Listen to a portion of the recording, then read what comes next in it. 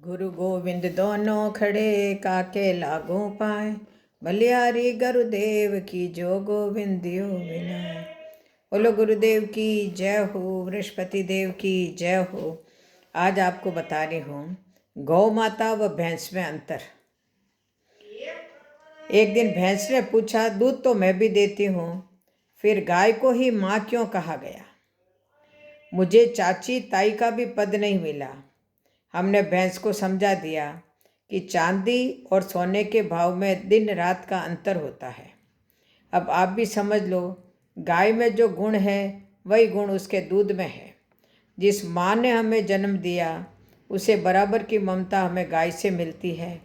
जो गाय को पालता है उसे ही अनुभव होगा। भैंस अपने बच्चे से पीठ फेर कर बैठती है, चाहे उसके बच्चे को कुत्ते खा जाएं, वह नहीं बचाएगी। जबकि गाय के बच्चे के पास अनजान आदमी तो क्या, शेर भी आ जाए तो जान दे देगी, परंतु जीते जी बच्चे पर आँच नहीं आने देगी। उसके दूध में स्नेह का गुण भरपूर होता है। भैंस के दो बेटे बड़े होकर यानी दो जोटे एक गांव में मिलकर नहीं रह सकते। आमना सामना होते ही एक दूसरे को मारेंगे, भाई भाई का दुश्मन। परंतु गाय के 10 सांड इकट्ठे रह सकते हैं, ये भाईचारे का प्रमाण है। भैंस गंदगी पसंद है, कीचड़ में लथपथ रहेगी, पर गाय अपने गोबर पर भी नहीं बैठेगी, वह स्वच्छता प्रिय है। भैंस के घर से 2 किलोमीटर दूर भैंस को घर से 2 किलोमीटर दूर तालाब में छोड़कर आ जाओ, वह घर नहीं आ सकती, उसकी याददाश्त 0 है। और गाय को घर से 5 किलोमीटर दूर छोड़कर घर आ जाओ तो वो घर का रास्ता जानती है, आ जाएगी। गाय के दूध में स्मृति तेज है। 10 भैंस बांधकर 20 फुट दूर से उनके बच्चों को छोड़ दो, एक भी बच्चा अपनी माँ को नहीं पहचान सकता। जबकि हम गौशालाओं में दिन भर गाय व बच्चे अलग अलग शेड में रखते हैं।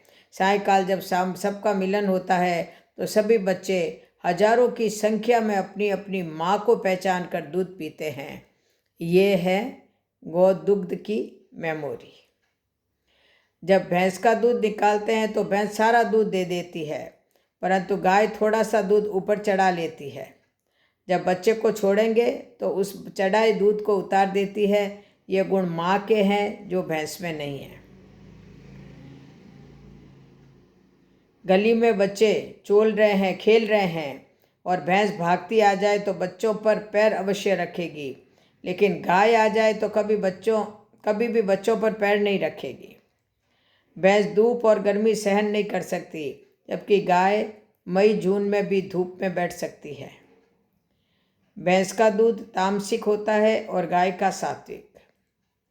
भैंस का दूध आलस्य भरा होता है, उसका बच्चा दिन भर ऐसे पड़ा रहेगा जैसे अफीम या भांग खाकर पड़ा है।